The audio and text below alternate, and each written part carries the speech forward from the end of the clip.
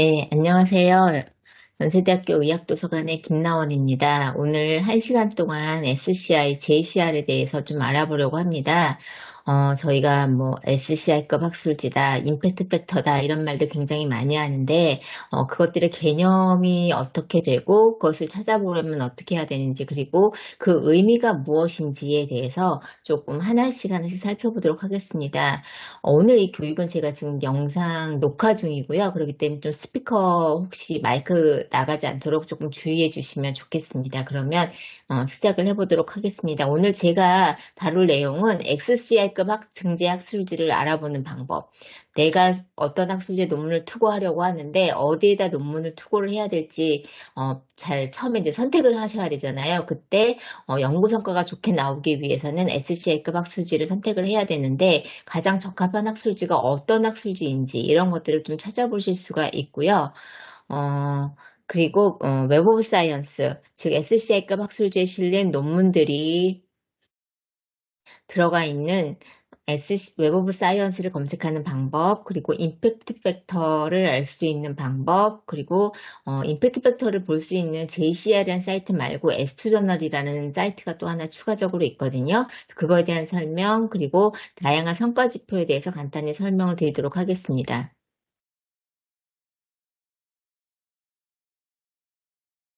자, 우선 SCI와 JCR, 임팩트 팩터의 관계를 조금 그림으로 그려봤는데요.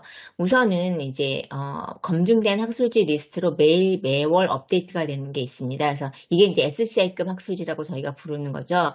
SCI-E, SSCI, AHCI 이 세 가지 데이터베이스에 속하는 저널들이 SCI급 학술지들이고요.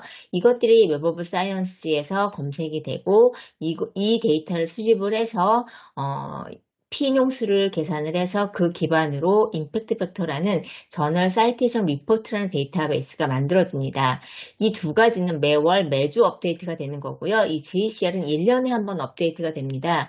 매년 6월에 발표가 되고요. 예, 그 발표가 되면 다시 이제 1년 뒤에 나오죠. 그래서 지금 이제 곧 6월이 되기 때문에 JCR 2023이 곧 나올 건데요. 현재는 JCR 2022가 가장 최신 버전이라고 보시면 되겠습니다. 그래서 웹 오브 사이언스 안에는 좀 더 많은 데이터베이스를 그 저널 그룹이 좀 있어요. 그 중에 우리가 SCI급이라고 하는 것은 SCI-E와 SSCI, AHCI고요. 조금 주의하셔야 될 게 ESCI라고 하는 건데요. 이 부분들은 우리가 말하는 SCI급 학술지는 아니에요. 조금 자세히 살펴보면 우리가 이제 사이언스 사이테이션 인덱스라고 하죠. 예, 이게 이제 저희가 주로 많은 의학 학술지들이 포함되어 있는 데이터베이스고요. SCI는 Social Citation Index입니다. 그래서 먼저 간호학이라던가 보건학 혹은 뭐 정신과학 이런 쪽의 학술지들이 SSCI에도 좀 등재가 되는 경향이 있습니다. 두 가지에 모두 포함되는 학술지 같은 경우에는 임팩트 팩터 값은 동일해요. 하지만 SSCI로 따졌을 때는 저널의 그 주제 분야에 속하는 랭킹, 그러니까 어떤 뭐 특정 주제 분야에서 이 학술지가 임팩트 팩터가 몇 번째로 높느냐 그 순위를 주제 분야별로 우리가 만들게 되는데 그때 이 두 가지가 모두 등재해 있는 학술지가 있는 경우에 어떤 것이 더 유리하느냐를 좀 따져봐야 되는 문제가 있기 때문에 저희는 이제 SSCI 등재 여부도 많이 좀 관심을 가지게 되고요. 다음은 이제 인문학 쪽에 저널 그룹이 있습니다. 그리고 ESCI라고 하는 것은 Emerging Source Citation Index라고 해서 SCI급 학술지는 아니고요. 그거보다는 조금 못 미치는 규모의 학술지 그룹인데 여기에는 이제 올해 2022부터는 임팩트 팩터 값도 붙었어요. 그렇기 때문에 조금 더 주의하셔서 내가 진짜 SCI급 학술지에 논문을 쓰고자 했을 때에는 이 ESCI에만 속한 학술지에 그 논문을 쓰지 않도록 좀 주의를 하셔야 합니다. 제가 주의하는 방법은 교육 과정 중에 계속 말씀을 드릴 거예요. 자, SCI급 등재 학술지 같은 경우는 미국의 클라리베이트 어널리틱스라는 회사에서 제공하고 있고요. 1950년대 학술지 세계화가 시작이 됐고 1900년부터 서비스가 시작이 됐습니다. 굉장히 오래된 학술지 데이터베이스라고 보실 수가 있고요. 학술지 선정 기준을 통과해야 되고 등재가 돼 이후에도 계속 평가 과정을 거쳐서 탈락이 되는 경우도 있습니다. 그래서 매월 신규 탈락 학술지를 발표하는데 이제 왜 탈락하는지에 대해서는 공식적인 언급은 없어요. 그렇기 때문에 이 부분을 좀 주의하셔야 돼요. 그래서 중간에 탈락된 학술지들 같은 경우에는 뭐 셀프 사이테이션 수가 너무 높다던가, 그러니까 자기 학술지가 자기 학술지 논문을 인용하는 거죠. 예, 그런 셀프 사이테이션 수가 너무 높다던가, 아니면 뭐 갑자기 스페셜 이슈를 너무 많이 발행을 한다던가, 뭐 갑자기 발행하는 논문 수가 급증을 한다던가 여러 가지 이유들이 있는데요. 그런 것들로 인해서 등재가 탈락되는 경우가 있습니다. 그렇기 때문에 조금 주의하셔야 될 부분이 있습니다. 그러면 매월 등재에 탈락되는 학술지를 어디서 볼 수 있느냐? 제가 이 사이트는 다시 보여드릴 건데요. 마스터 저널리스트라는 곳에 가보시면 Monthly Changes Archive라는 그 제공하고 링크가 하나 있어요. 일로 들어가 보시면 변화되는 그 리스트를 확인을 하실 수가 있습니다. 그래서 SCI급에 등재가 되면 웹 오브 사이언스에서 논문별로 피인용수가 제공이 되고요. 이것들이 등재지로 3년 이상 데이터가 누적이 되면 임팩트 팩터 값이 생기게 됩니다. 그래서 발행을 뭐 예를 들어서 2022년에 했어요. 그런데 얘가 바로 SCI급 학술지로 등재가 됐어요. 하지만 그 저널에 임팩트 팩터 값은 없어요. 왜냐하면 3년이 돼야지 이게 누적이 돼서 값이 만들어지거든요. 그래서 그런 부분에서 조금 주의를 하셔야 합니다. 자, 그래서 과학기술 분야가 SCI2, 혹시 SCI라고 들어보셨을 수도 있는데요. 이게 이제 SCI냐, SCI2냐, 이거 가지고 사실 논란이 되게 많았어요. 이거 이제 익스펜디드가 붙었죠.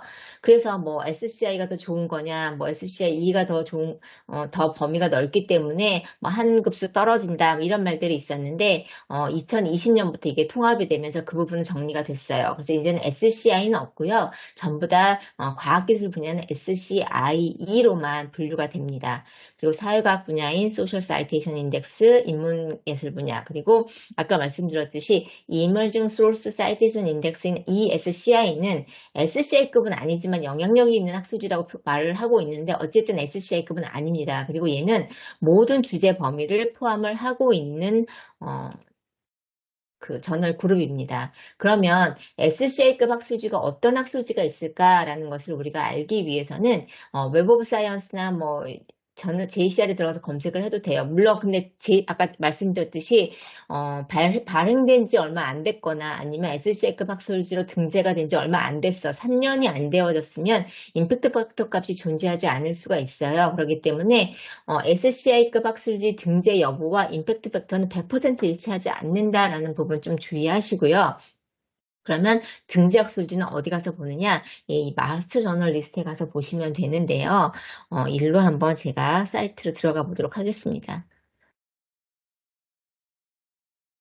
자, 저희 도서관 홈페이지에서 이제 출발을 해볼 거예요. 의료 원네잇이라면 웹 오브 사이언스나 이런 걸 들어가는데 아무런 문제 없이 그냥 바로 IP 체크가 돼서 들어가실 거고요. 외부인 경우에는 도서관 홈페이지를 로그인 하셔야만이 저희가 이제 그 프락시 서버를 통해서 이용이 가능하니까요. 그 점 주의하시고요. 자, 마스터 저널리스트도 웹 오브 사이언스를 통해서 들어가실 수가 있어요. 도서관 홈페이지 보시면 오른쪽에 여기 이렇게 책갈피 모양이 하나 있죠. 중간에 보시면 웹 오브 사이언스라는 데이터베이스 링크가 보입니다. 일로 클릭하시면 되고요. 제가 이미 이제 들어가 있어서 발로 이리 들어갈게요. 들어가면 이런 화면으로 보여집니다. 언어가 이제 영어와 한국어가 있는데요. 제가 매뉴얼을 한국어로 좀 땄으니까 그냥 한국어로 보도록 하겠습니다. 자, 마스터 저널리스트를 보시려면 여기 제품에 가보시면은요. 마스터 저널리스트라는 그 링크가 있어요. 일로 한번 들어가 볼게요. 들어가면 이렇게 아까 제가 캡처했던 화면에서 보여지는 마스터 저널리스트가 보이고요. 여기서 우리가 저널리스트를 확인을 하실 수가 있어요. 그래서 제가 여기서 다운로드를 하시게 되면 웹 오브 사이언스에서 SCI급 학술지를 모두 다운로드 받으실 수가 있어요. 근데 여기서 다운로드를 받으시면 임팩트 팩터 값은 없어요. 왜냐하면 마스터 저널리스트는 무료이거든요. 누구나 다 보실 수 있는 거기 때문에 현재 SCI급 학술지 리스트는 보실 수가 있지만 그 임팩트 팩터라던가 이런 자세한 정보는 보실 수가 없어요. 제가 여기서 한번 연세 메디칼 저널을 한번 검색을 해볼게요. 메디칼 저널. 검색을 하게 되면 네, 얘는 SCI급 학술지이기 때문에 연세 메디컬 저널이 검색이 되었고요. 이렇게 간단한 정보들이 보여지게 됩니다. 근데 만약에 내가 지금 하고 있는 뭐 JCR의 임팩트 팩터도 보고 있다거나 이런 것들을 더 보고 있으면 뷰 프로파일 페이지를 클릭을 하게 되면요. 이렇게 연결이 되는데요. 그래서 웹 오브 사이언스 커버리지가 보여지고요. 여기서 JCR까지 이렇게 바로 보실 수가 있어요. 21년에는 3.052였는데 22년에 많이 떨어졌네요. 2.4라는 걸 보실 수가 있고요. 또 하나 새로운 매트릭스 JCI라는 게 있어요. 이거는 이제 노멀라이제이션 된 값인데요. 평균값을 1로 두고 1보다 높으면 해당 주제 분야에서 임팩트가 있는 저널이고요. 영향력이 좀 더 많은 저널이고 1 이하이면 영향력이 좀 더 적은 저널이다. 저희가 그렇게 해석을 하고 있어요. 요거는 제가 JCR에서 다시 좀 더 자세히 설명을 드릴 테니까 그 값은 그런 의미로 보시면 되고요. 이렇게 JCR 정보라던가 저널의 자세한 정보를 보실 수가 있도록 되어 있습니다. 그래서 내가 어떤 학술지에다 논문 투고를 해야 좋을지 모르겠다라고 했을 때는 여기서 뭐 주제 분야라던가 이런 것들을 검색을 하실 수가 있고요. 여기 보시면 제가 아까 연세 메디컬 저널로 검색을 처음 했잖아요. 여기서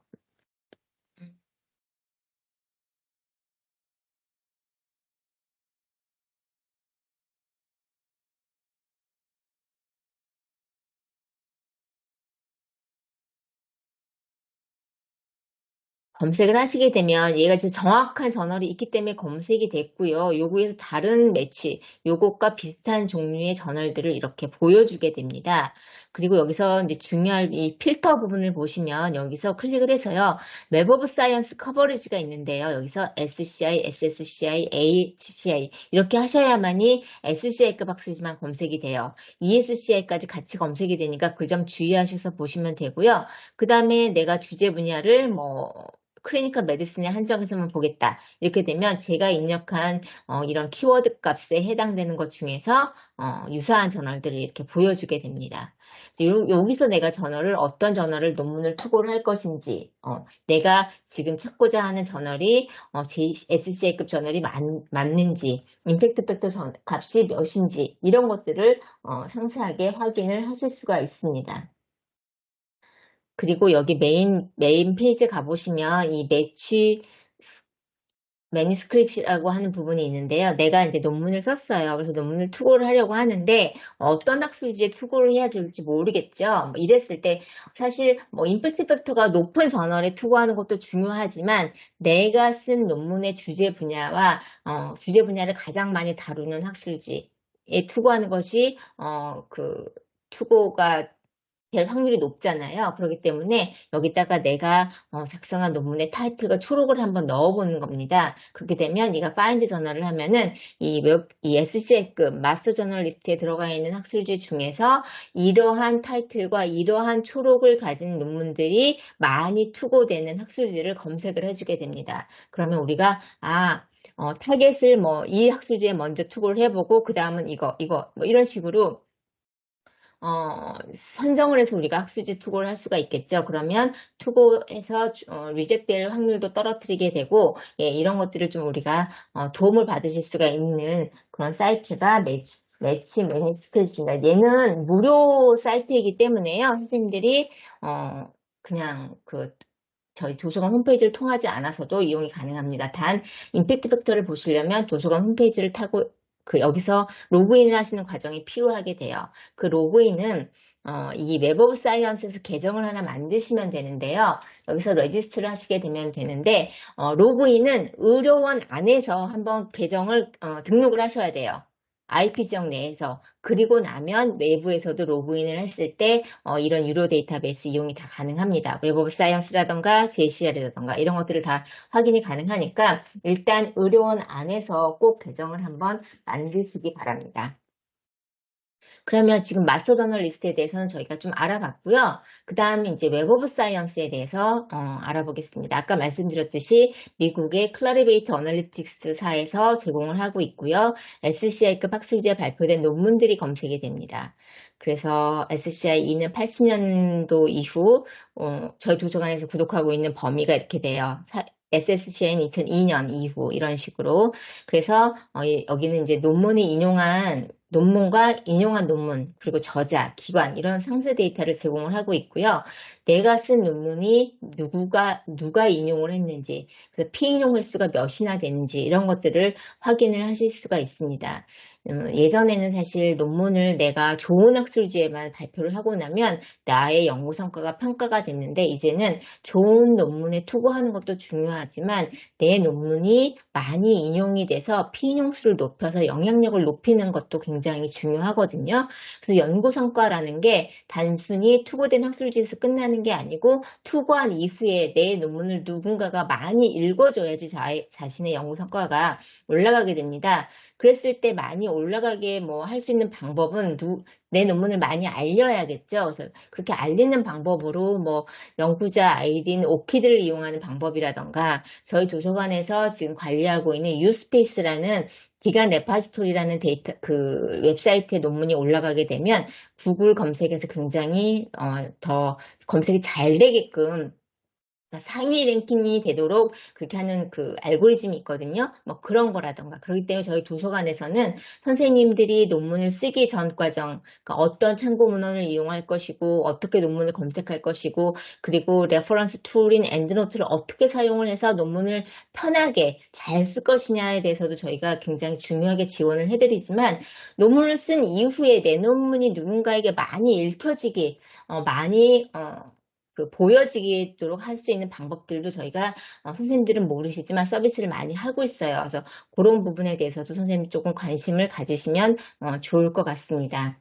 자, 그러면 이제 웹 오브 사이언스 계정 등록, 아까 제가 말씀드렸죠. 의료원 내에서 꼭 만드셔야만이 외부에서 이용이 가능하다라고 등록 버튼을 누르시고 계정을 만드시면 되고요.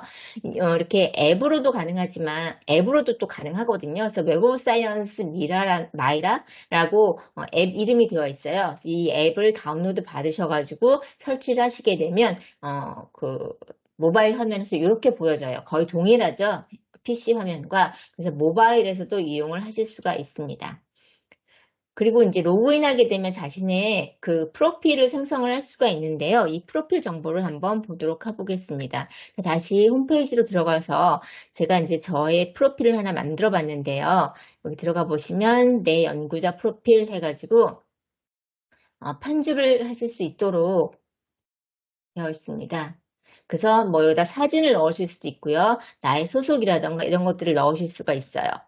그리고 이제 내가 어떤 논문을 썼는지 그런 출판물도 보실 수가 있는데요.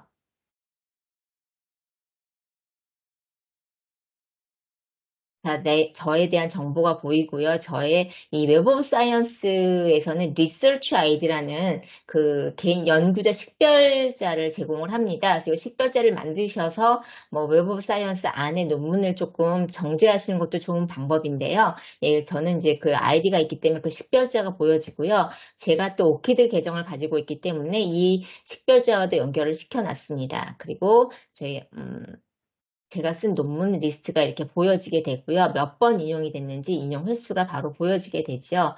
그리고 여기 보시면 이거를 이제 뭐 공유를 해주게 된다거나 아니면 뭐 알람을 설정해 두면 내 논문이 누군가에 의해서 피인용이 되면 인용이 됐다라는 알람을 보내주게 됩니다. 그래서 이런 것들도 확인이 가능하고요. 요즘은 리뷰어가 되면은 그 리뷰어를 등록할 수 있는, 내가 어떤 논문을 리뷰했는지 이런 것들도 등록을 하실 수 있도록 되어 있습니다. 그리고 제가 어떤 검색을 했는지 이렇게 검색 기록들도 보여지게 되고요.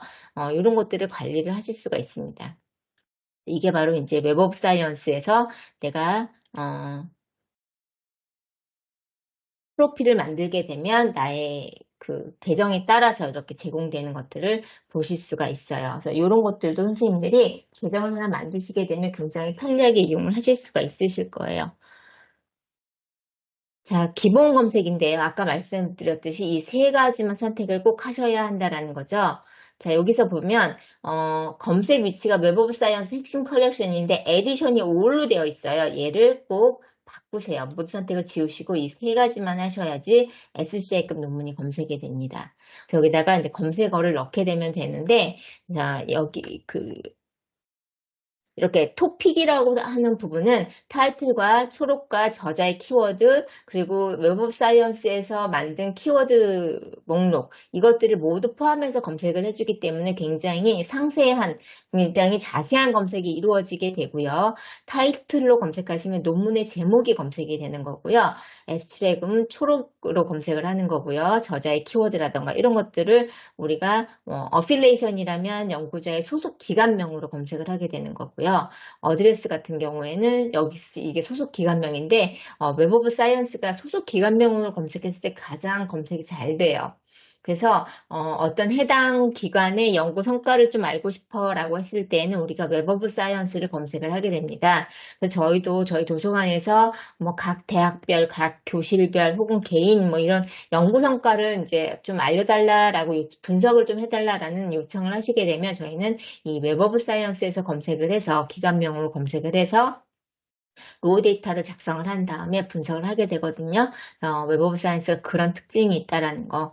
그리고 이제 이런 걸로 같이 검색을 하게 되는데 저희가 이제 기본적으로 이런 기본 연산자는 모든 데이터베이스가 다 동일해요. 그래서 AND 검색이라던가 OR 검색 모두 하는 교집합 검색이 되는 거고 합집합 검색이 되겠죠. 닷 검색은 포함된 걸 제외하는 검색이기 때문에 조금 위험해요. 그래서 얘는 저희가 그렇게 썩 권장하지 않아요. 하지만 뭐 어떤 연구 뭐 방법, 논문 타입, 나는 뭐 에디토리얼 머티리얼스만 제거할 거야 혹은 레터스 제거할 거야 뭐 이런 식으로 할 땐 낫이라는 방법을 쓰는 게 굉장히 도움이 돼요. 그래서 뭐 그런 것들 우리가 낫이라는 연산자를 이용해서 검색을 하실 수가 있고요. 그리고 웹 오브 사이언스에서 특이한 검색 연산자가 SAM이라는 연산자입니다. 그래서 연세 유니브 세임 매드 하면은 연세 대학교인데 그 중에 의과대학만 검색하겠다라고 했을 때 이런 연산자를 쓰게 되고요.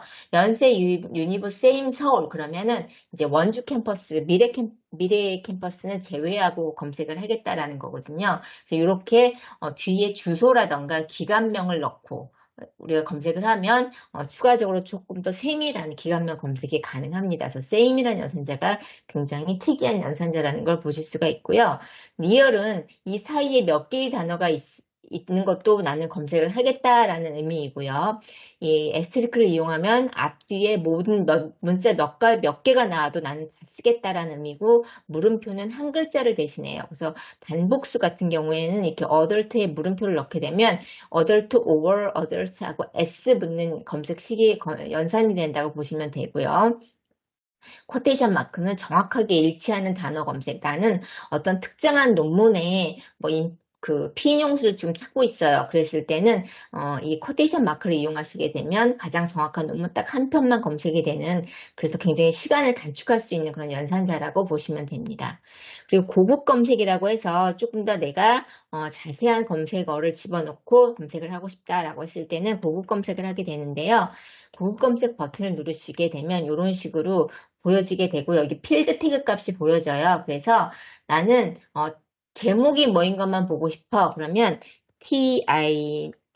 여기다가 제목 그리고 여기다가 이렇게 런 캔서 이렇게 집어넣고 쿼리 추가하게 되면 TI는 가로로 치고 런 캔서 이렇게 검색식이 만들어지죠. 예, 제목이 런 캔서라는 단어가 들어가 있는 애를 찾겠다라는 이런 검색식이 만들어져요. 그래서 이렇게 여기서 내가 원하는 필드 값을 지정을 하고 그것을 값을 집어넣게 되면 얘가 검색식을 만들어주게 됩니다. 내가 DOI 값으로 치겠다 그러면 그 DOI를 맞추고 여기다가 DOI 값을 넣고 추가하게 되면 DOI는 하고 식이 만들어지는 걸 보실 수가 있어요. 그래서 우리가 필드 태그를 직접 입력하셔도 되고요. 여기에 있는 필드 값을 이용을 해서 우리가 검색식을 조금 더 자세하게 넣을 수가 있습니다. 그러면 기본 검색으로 다시 돌아가서 한번 검색을 좀 해볼게요.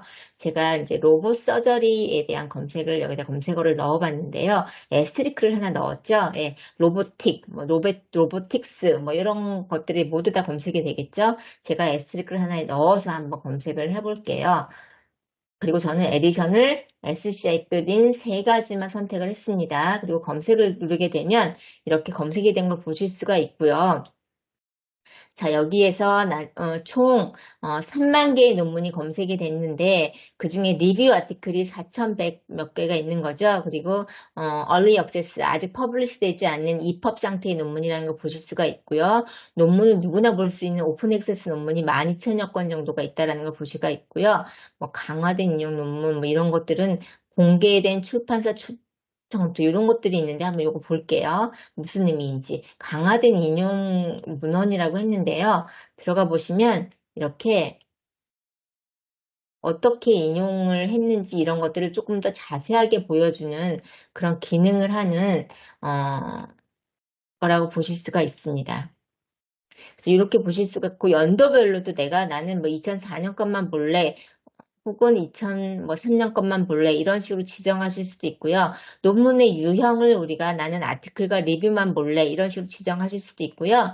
여기에 검색된 연구자들 가장 많은 논문이 나온 사람 순서대로 보여지게 되겠죠. 그 연구자 프로필을 보여지게 되고요. 웹 오브 사이언스 범주, 나는 어떤 특정 범주만을 제한해서 보실 수도 있고요. 조금 더 작은 중급 주제 범위 혹은 좀 더 세밀한 주제 범위 그리고 소속 기관명 UCLA에서 가장 많은 논문을 썼다는 걸 보실 수가 있고요. 연세대학교 같은 경우도 4위에 있네요. 저희가 로봇 서저리 쪽에는 이제 연구 성과가 좋은 편이기 때문에 전 세계적으로 봤을 때에도 4위에 검색이 되는 걸 보실 수가 있고요. 뭐 저널명, 어떤 특정 저널에 한해서만 보고 싶을 때도 저널명으로 줄이실 수가 있고요. 국가 지역이라든지 이런 것들을 우리가 다양하게 지원을 해서 보실 수가 있습니다. 그러면 한번 논문을 들어가 볼게요. 논문을 들어가시게 되면 자, 이 논문의 타이틀이 보이겠고요. 이 논문의 저자들이 보이게 됩니다. 그리고 논문이 실린 학술지명이 보이게 되죠. 만약에 우리는 이제 임팩트 팩터 값을 JCR을 보고 있기 때문에 이 학술지명을 클릭을 하면 이렇게 바로 이 저널의 22년 임팩트 팩터 값을 보실 수가 있어요. 얘는 5년치 임팩트 팩터 값이고요. 얘는 22년 임팩트 팩터 값이고요. 이 저널의 주제 분야는 온콜로지라는 걸 보실 수가 있어요. 그리고 JCI 아까 제가 말씀드렸듯이 상대적인 영향력이라고 했죠. 1을 기준으로 하고 있기 때문에 얘는 영향력이 조금 낮은 학술지라는 걸 보실 수가 있어요. 이런 식으로 저널의 임팩트 팩터 값도 우리가 확인이 바로 가능하고요. 초록이라던가 저자의 키워드 그리고 저자의 주소 이런 것들을 모두 보실 수가 있습니다. 그리고 저널 정보 보여지고요. 예, 인용된 어디서 많이 인용이 됐는지 이런 것들도 보여지게 됩니다. 보시면 이 논문은 인용이 한 편도 안 됐네요. 그리고 20개의 인용 레퍼런스를 가지고 있다는 걸 보실 수가 있는데요.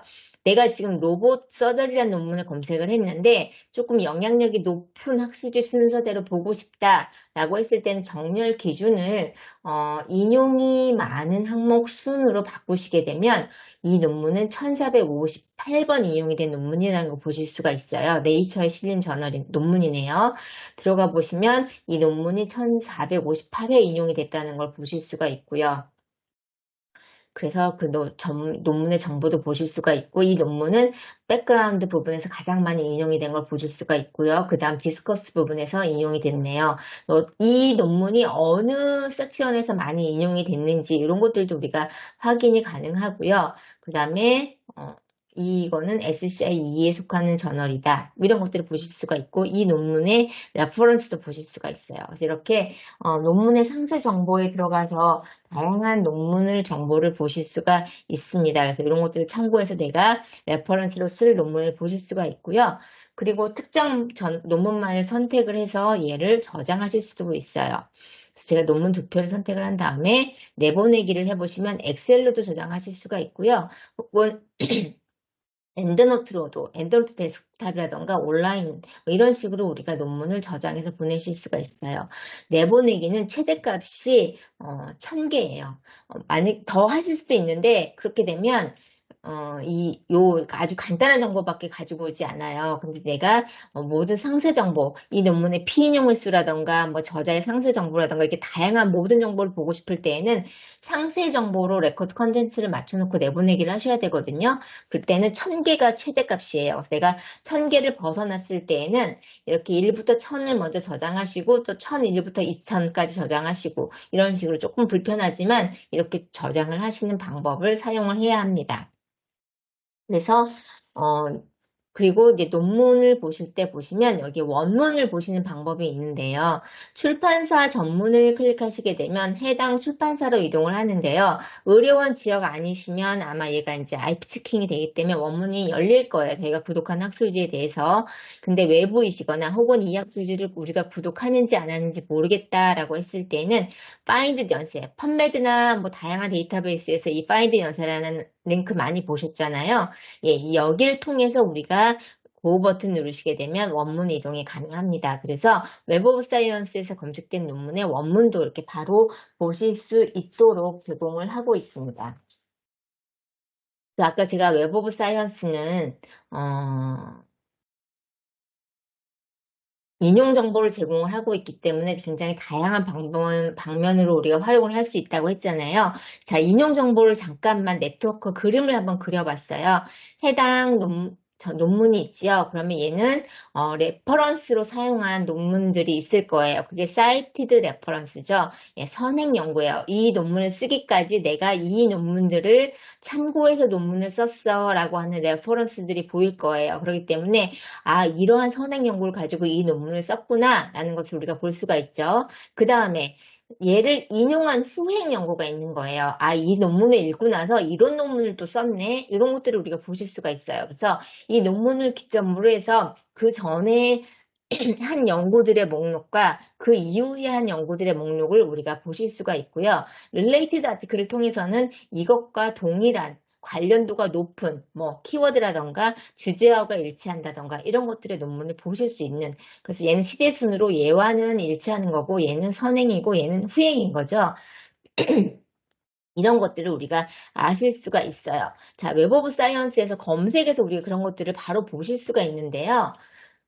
검색 결과에서 지금 인용 보고서가 안 열려 있는데 얘가 10,000개 이하여만이 우리가 보실 수가 있어요. 제가 10,000개 이하를 만들기 위해서 2023년 거로만 한번 범위 재설정을 해볼게요. 그렇게 되면 3,489개를 보실 수가 있는데 인용 보고서로 가볼게요. 그러면 자, 제가 3,489개의 논문은 총 4,140번의 인용을 받았어요. 그리고 얘는 이제 뭐 같이 함께 복수 인용된 횟수가 있기 때문에 이렇게 인용 횟수가 조금 다른 걸 보실 수가 있고요. 이 4,140개 중에 자기 인용을 제외한 인용 횟수도 보실 수가 있죠. 이 인용 논문을 클릭하면 이 4,140편, 그러니까 즉 해당 내가 검색했던 3,000 몇 편의 그 논문을 바탕으로 해서 이후에 쓴 논문들이라는 걸 보실 수가 있어요. 후행 연구들을 보시는 거죠. 이런 식으로 인용 보고서를 통해서 그 전후관계 인용 논문을 보실 수가 있고, 보시면 어디서 많이 인용을 했는지. 자, 이 논문은 2021년에 가장 많이 인용이 됐네요. 26, 아니구나. 2020년 43회 인용이 됐네요. 이 43번을 클릭하면요. 이 논문을 인용한 2020년의 논문 43편을 보실 수가 있어요. 그리고 뭐 그 이후에 인용한 논문, 이렇게 몇 년, 언제 인용을 했는지 이런 것들까지 자세하게 보여주는 인용 보고서를 우리가 보실 수가 있어요. 그래서 인용 간의 관계라던가 이런 것들을 보고 싶다라고 했을 때는 우리가 확인하실 수가 있고요. 제가 한 가지 요거 하나만 보여드리고 갈게요. 검색 결과에서 오픈 피어 리뷰라는 메뉴가 있는 논문들이 간혹 있어요. 얘는 뭐냐면 리뷰를 한 것들을 우리가 확인을 하실 수가 있어요. 한번 제가 여기서 잠깐 검색을 한번 해보고 가볼게요. 어떻게 보여지는지.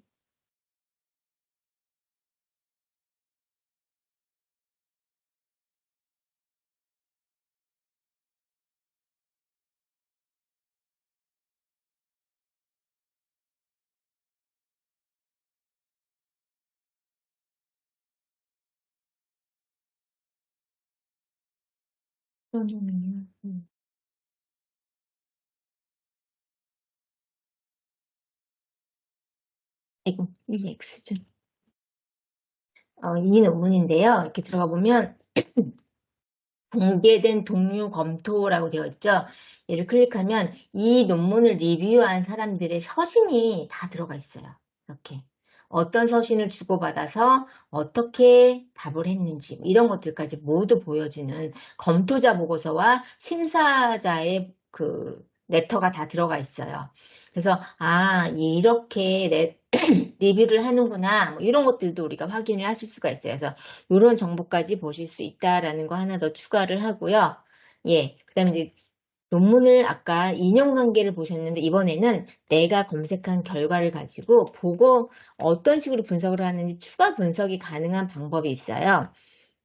다시 로봇 서저리로 들어가서 볼게요. 아까 이 검색 제가 조금 줄여서 2023년 걸로만 봤었죠. 자, 그냥 얘는 2020년 보지 말고 모두 그냥 볼게요. 자, 3만 개의 논문인데 얘를 다시 조금 더 내가 세밀하게 분석을 조금 하실 수가 있어요. 여기 결과 분석이라고 이렇게 링크가 있는 걸 보실 수가 있죠. 얘를 들어가 볼게요. 그러면 얘는 지금 서저리 분야의 논문이 13,000여 편이에요. 이 주제 분야가 가장 많은 거죠. 예, 그 다음이 유럴로지, 네프롤로지 분야이고 아마 로봇 서저리는 이 주제 분야가 더 많이 아마 이루어지고 있기 때문에 그런 것 같아요. 그래서 이런 식으로 우리가 주제 분야별로 어느 주제 분야의 학술지들이 많이 논문이 나왔는지 보실 수가 있고요. 여기서 내가 예를 들어서 나 어떤 학술지의 논문을 많이 썼지? 이걸 좀 보고 싶은 거예요.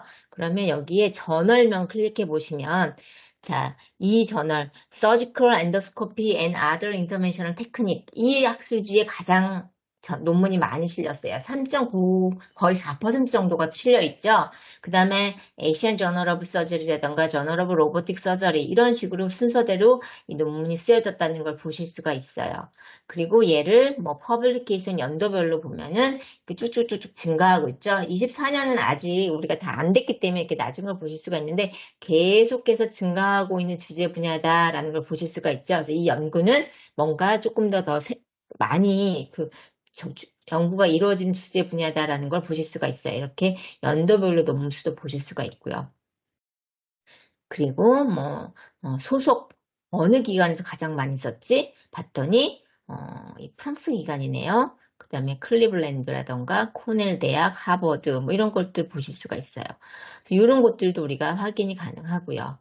그래서 결과 분석을 통해서 내가 검색한 결과를 조금 더 다른 방면으로 우리가 필터링해서 보실 수가 있는 그런 특징이 있습니다. 그리고 알림 만들기 같은 경우는 알림 만들기를 통해서 알림 이름 정하고 어떤 검색식을 넣을 것인가 다양한 알림 만들기를 하실 수가 있고요. 여기서 동료 연구자들의 알림도 만들 수가 있어요. 내가 어떤 특정한 연구자가 관심이 있으면 그 연구자로 검색을 한 다음에 알림을 만들게 되면 이 연구자의 최신 연구 동향까지 파악이 됩니다. 그래서 이런 기능까지 있으니까 알림 만들기를 통해서 확인해 보실 수가 있고요. 다음은 이제 저자 검색이에요. 제가 웹 오브 사이언스가 이렇게 사람이라던가 기관명으로 인덱싱이 잘 되어 있다라고 했잖아요. 연구자로 검색을 해보겠습니다. 저희 영상학과 선생님 이름으로 한번 검색을 해볼게요.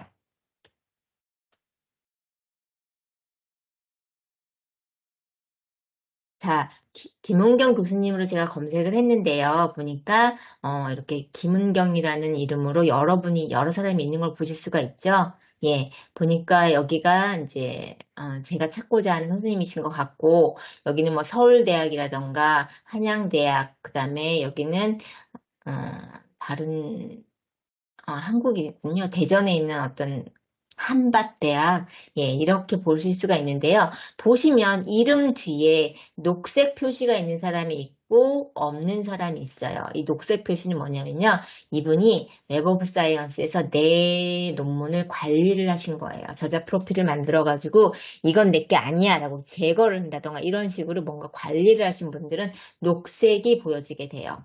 그래서 이분의 웹 오브 사이언스, SCI 웹 오브 사이언스에 실린 논문 224편이 보여지고 있고요.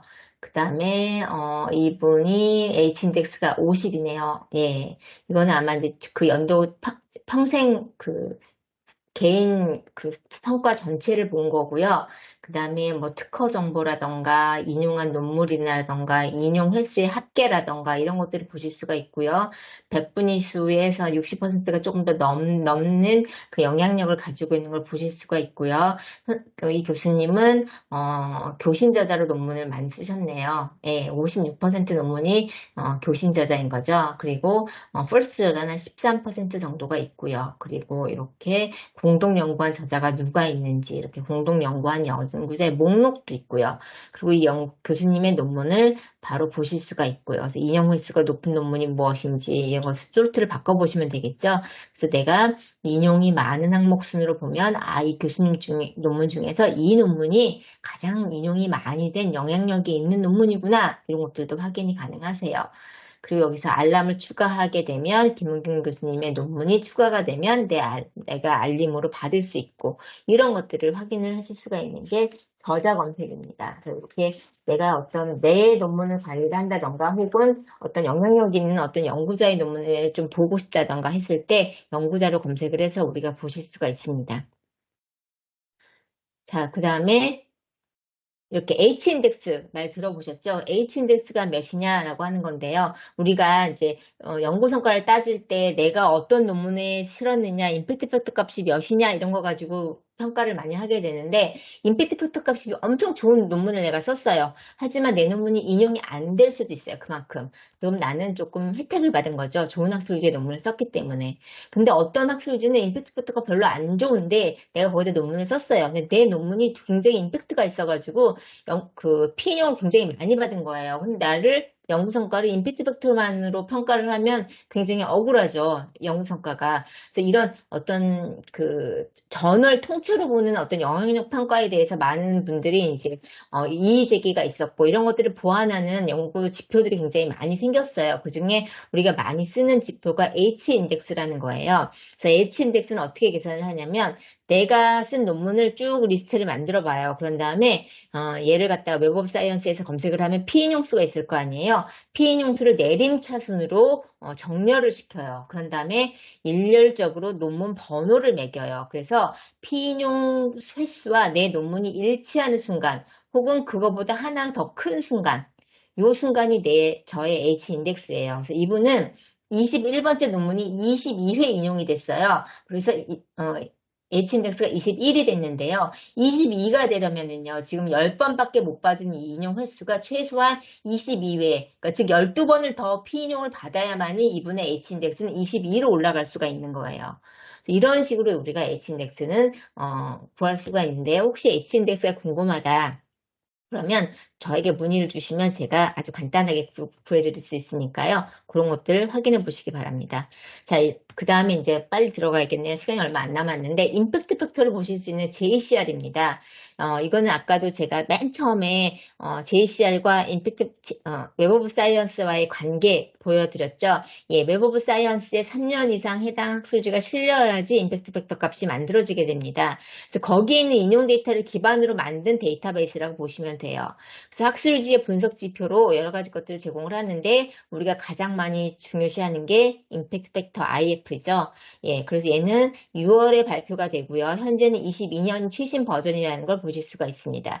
그리고 요즘 오픈 액세스 학술지들 그리고 저희가 조금 위험한 저널리스트들 굉장히 많이 오죠. 투고 학술지, 이 학술지에 논문 투고해라고 하면서 굉장히 메일들을 아마 교수님들이 하루에 몇십 통씩 논문을 그런 메일을 받으실 거예요. 그러면서 이 학술지 임팩트 팩터가 몇이야? 라고 이렇게 말씀을 거기서 보여주는데, 진짜로 이 논문의 임팩트 팩터가 이거인지 맞는지는 그 해당 학술지 홈페이지 가서 확인하시면 안 되고요. 꼭 JCR 가서 확인을 하셔야 돼요. 거짓으로 제공하는 경우가 굉장히 많아요. 그래서 그런데 낚이시면 큰일 나기 때문에 JCR 사이트에서 꼭 확인해 보시고 진위 여부를 잘 모르시겠다. 그럼 도서관으로 문의를 주시면 저희가 그 진위 여부도 확인해 드립니다. JCR 22년의 특징은 아까도 말씀드렸듯이 ESCI의 임팩트 팩터 값이 부여가 됐어요. 그래서 좀 조심하셔야 되고요.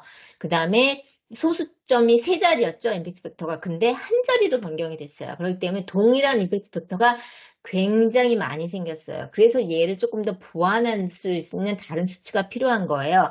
그래서 아까 노멀라이제이션 된 JCI 값 같은 것도 우리가 참고를 할 수 있다라고 말씀을 드렸던 거예요. 총 2만 1천여 건의 학술지가 부여가 됐어요. 그래서 그 중에 거의 9천 편, 반 가까이 되죠? 그게 처음으로 임팩트 팩터가 부여가 된 거예요. 이 ESCI 때문이고요. 그리고 AHCI도 이번에 부여가 됐어요. 그래서 그런 것도 좀 주의하셔서 보셔야 되고요. 그래서 JCI를 제공하는 것 보면 이렇게 2022년 JIF 임팩트 팩터 값을 보실 수가 있고요. 랭킹. 얘가 이제 그 주제 분야가 총 101개의 저널이 있는데 그 중에 44번째예요. 그래서 그 쿼타일로 보시면 Q2에 속하는 그 그룹에 있다는 걸 보실 수가 있고요. 5년치 임팩트 팩터라던가 아니면 셀프 사이테이션을 뺀 인덱스라던가 그 해만 계산이 되는 이미디어스 인덱스라던가 이런 것들을 보실 수가 있어요. 임팩트 팩터의 계산은 지금 이게 이제 20년, 이 해당 저널의 20년 임팩트 팩터인데요. 얘는 18년과 19년에 발행된 논문 수분에 이 18년, 19년에 발행된 논문을 20년에 인용된 횟수인 거예요. 이 두 해 연도에 발행된 논문을 이 20년에 몇 번 인용됐는지 그 횟수를 가지고 계산을 하게 됩니다. 그래서 그것을 나누기 한 값이 그 저널의 임팩트 팩터 값이 되게 됩니다. 자, JCR 사이트는 이렇게 통해서 들어가시면 되고요. 여기서는 이제 JCR로 제가 직접 한번 들어가 볼게요. 저희 도서관 홈페이지에서 임팩트 팩터를 클릭하시면 이 화면으로 들어오게 되는데요. 여기서 내가 원하는 학술지를 바로 검색을 해도 되고요. 한번 플러스 원이라고 해볼까요?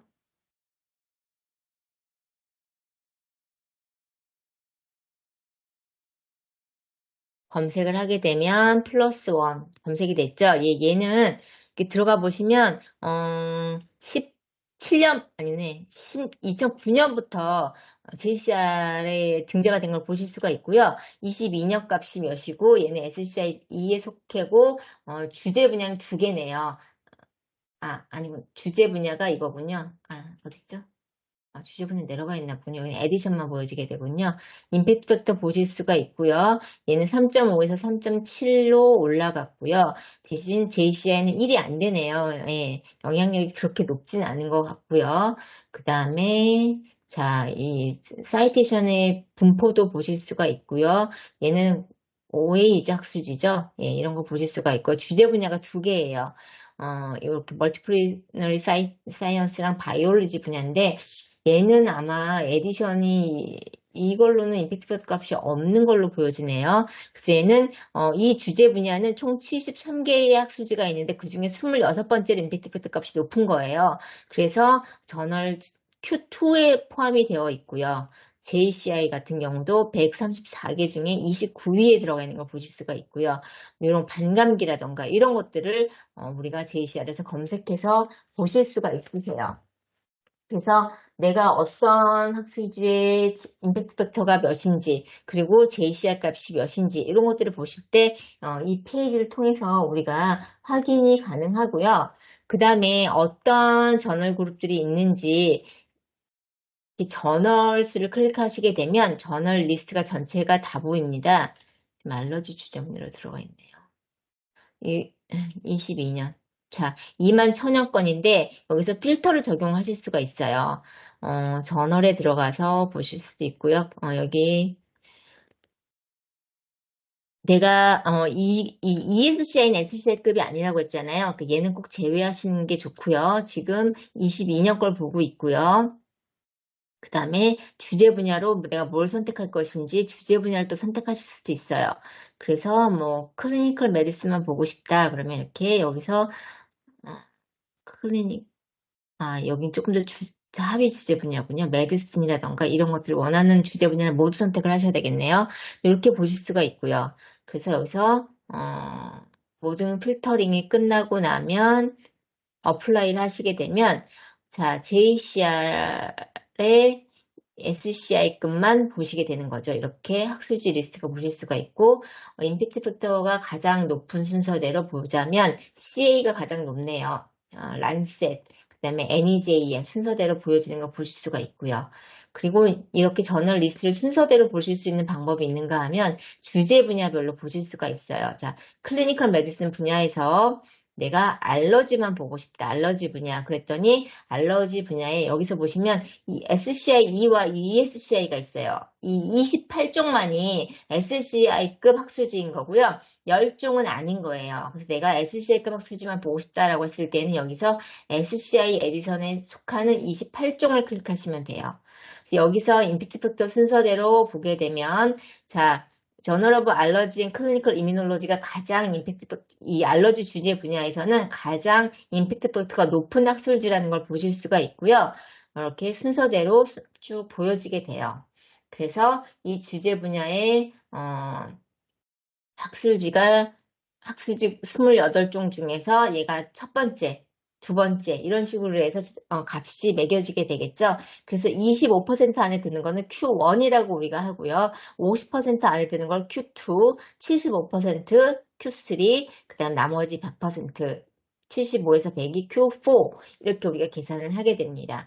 그래서 이렇게 보실 수가 있고요. 이 알러지 주제 분야에서 내가 원하는 저널만을 조금 비교해서 보시는 방법이 있어요. 제가 지금 여기 이렇게 세 가지를 선택을 해놔서 네 개, 저널 네 개가 선택이 되어 있네요.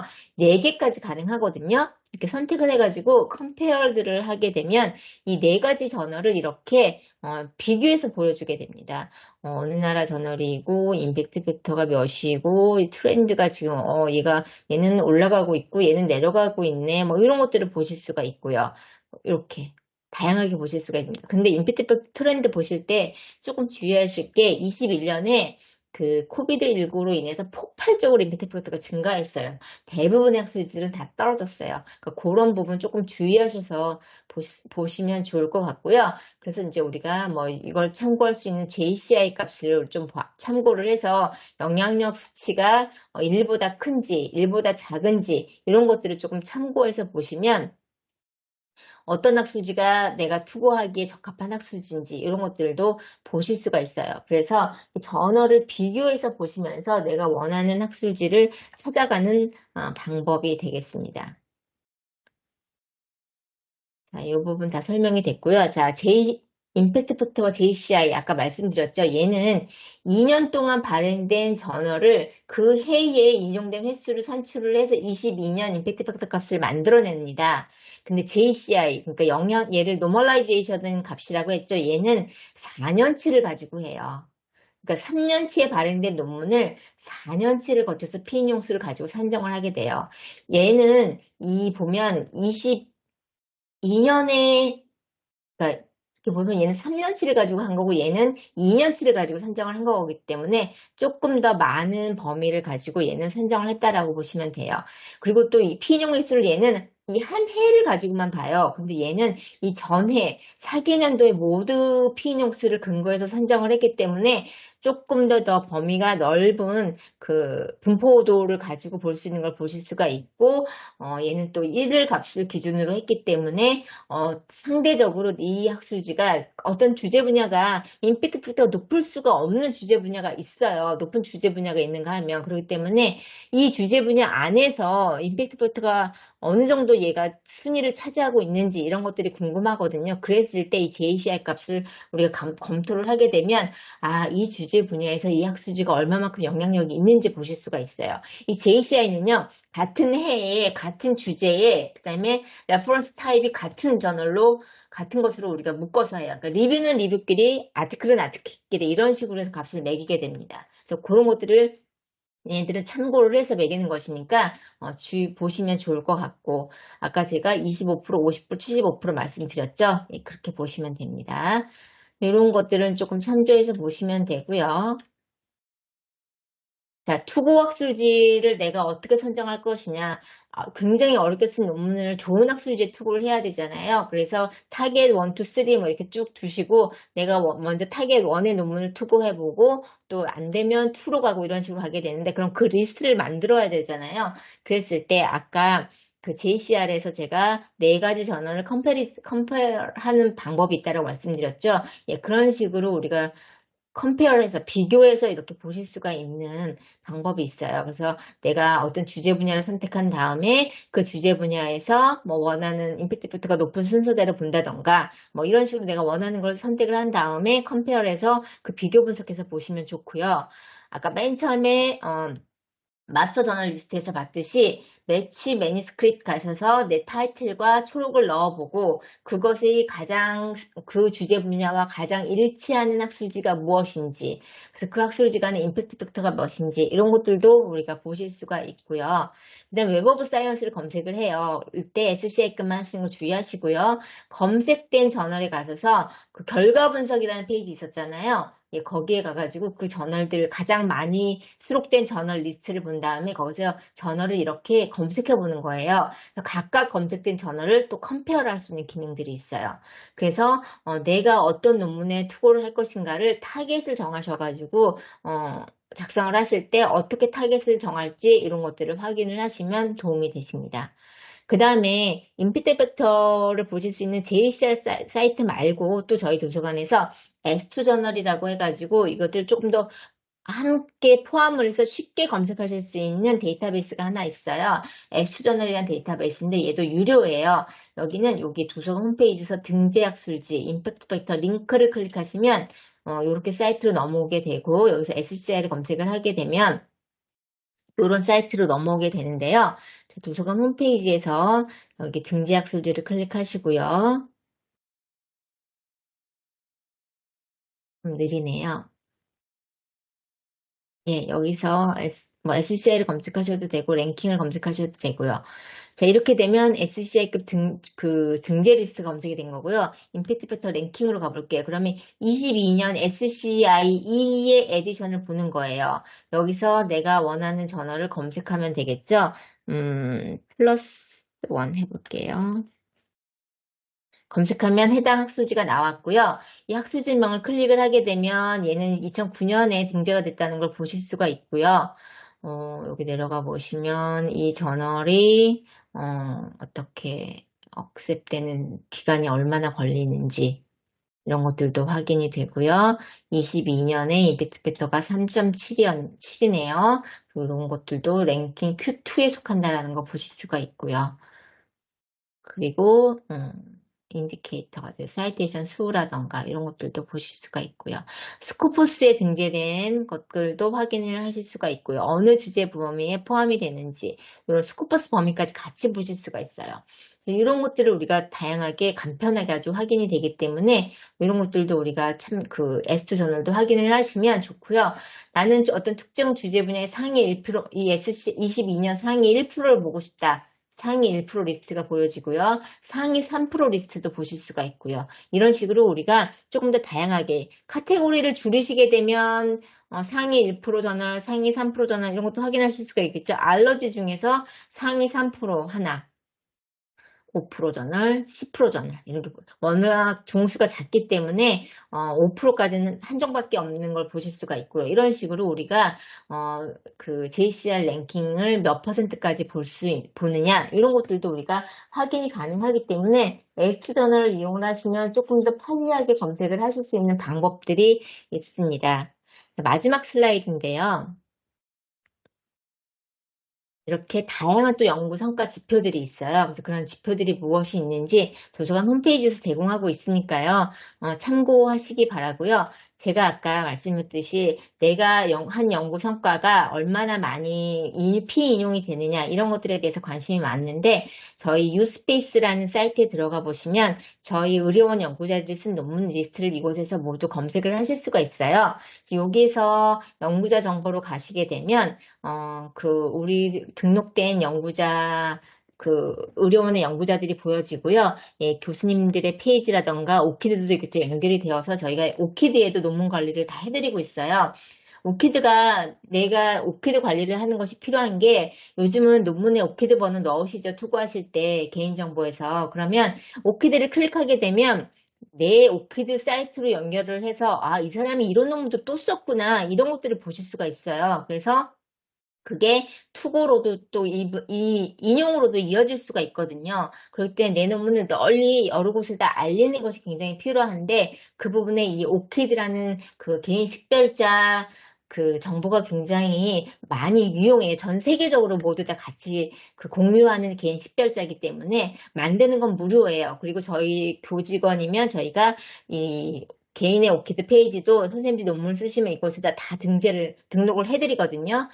물론 연세대학교 소속으로 쓰신 논문에 한해서이긴 하지만 이런 것들도 우리가 관리를 해서 선생님들의 논문이 많이 많이 읽혀지도록 저희가 서비스를 하고 있으니까 혹시 이 사이트에 관심이 있으시면 저한테 문의를 해주시면 제가 어떻게 등록을 하고 관리를 하실 수가 있는지 추가적으로 알려드릴 수가 있을 것 같아요.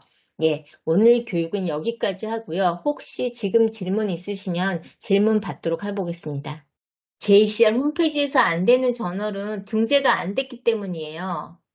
그리고 JCR에서 논문을 검색을 하실 때 스페링 하나만 틀려도 검색이 안 되거든요. 그래서 그런 부분 좀 주의하시고 내가 정확하게 이 학술지명을 잘 모르겠다라고 했을 때는 저널 정보에서 ISSN이라는 숫자 8자리로 되어 있는 정보가 있어요. 4자리 대시 4자리 해서 ISSN이 있는데 그 번호로 검색하시면 가장 정확해요.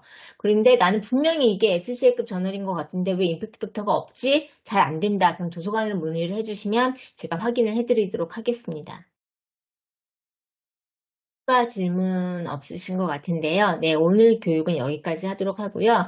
혹시 이제 다시 실제로 한번 검색을 좀 해보셔가지고 궁금한 점 있으면 언제든지 연락을 주시면 제가 도울 수 있는 범위에서 최대한 도와드리도록 하겠습니다. 네, 오늘 교육은 여기까지 하겠습니다. 감사합니다.